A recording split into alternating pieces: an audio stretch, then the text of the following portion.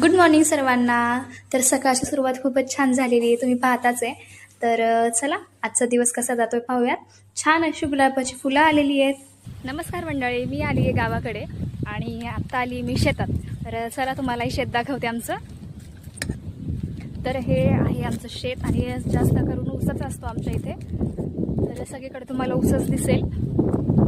हे चिक्कूचं झाड आहे, भरपूर चिक्कू लागलेले आहेत आणि याला ना खूप चिक्कू असतात दरवेळेस. हे बघा, हे बघा, इकडे आंब्याची झाडं आहेत छान. आता ही छाटलेली आहेत पण खूप मोठी आणि बहरलेली असतात. इकडे ना लोणच्याच्या कैऱ्या असतात आणि हे हापूस आहे. तिकडे पण 2-3 आहेत. नारळाची झाडे आहेत, भरपूर नारळ लागले, तुम्हाला दाखवते मी. बघा, याला इतकी नारळ लागतात ना. हे बघा, उन्हाळ्यामध्ये जेव्हा आम्ही आंबे घरी आणले होते ना, तर त्याच्या ज्या बिया होत्या त्याच्यापासून मी रोपं तयार केलेली होती आणि ती इथं आणून लावले, तुम्हाला दाखवते मी. हे एक आंबा आहे. तर वेगवेगळे आंबे लावले होते मी आणि छान आलेत आता ते. हे पपईचं झाड, फक्त पपयांचे जे बिया होत्या ना त्या मी अशाच टाकून दिल्या होत्या कॅरेटमध्ये आणि ते झाड लावलं होतं इथे. आणि हे ना पुण्याला मी झाडं वाढवली होती, त्यानंतर इथे आणून लावले. खूप छान आलेले आहे बघा. इथे एक आंब्याचं झाड आहे, ऊसाला पाणी द्यायचं चालू आहे.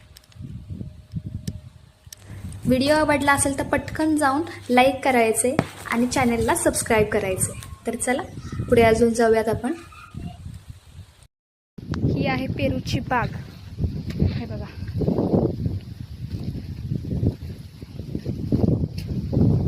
एक पेरू तोडूयात आपण इथं. हे बघा,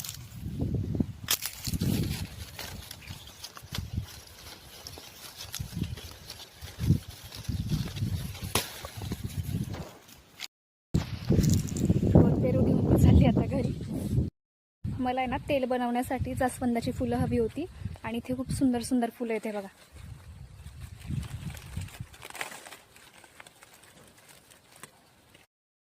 मला आहे ना पारिजातकाचं जे फुलं असतं ना त्याचं वेल लावायचा होता, त्यामुळं मग इथे मला दिसलं म्हणून मी शेंगाई तोडून घेतल्यात या वाळलेल्या. आणि इथे आहे ना खूप अशी कडीपत्त्याची झाडं आली होती, तर मला तेलात घालण्यासाठी ती पण हवी होती, मग तीही घेतली. त्यानंतर पुढे ना खूप छान अशी गुलाबाची झाडं होती. तर हा जो गुलाब आहे ना हा गुलकंदाचा गुलाब आहे आणि तोही घेतला मी. त्यानंतर घरी आले आणि हा छोटासा वानवळा मी घेऊन आले होते. त्यानंतर शेतातून आणलेले पेरू आम्ही खाल्ले सगळ्यांनी. आणि त्यानंतर दुपारची वेळ झाली होती. हा छोटा भाऊ माझा सरबत घेऊन आला होता. तर या सरबत प्यायला तुम्ही सुद्धा. ब्लॉग कसा वाटला नक्की सांगा. तोपर्यंत बाय बाय.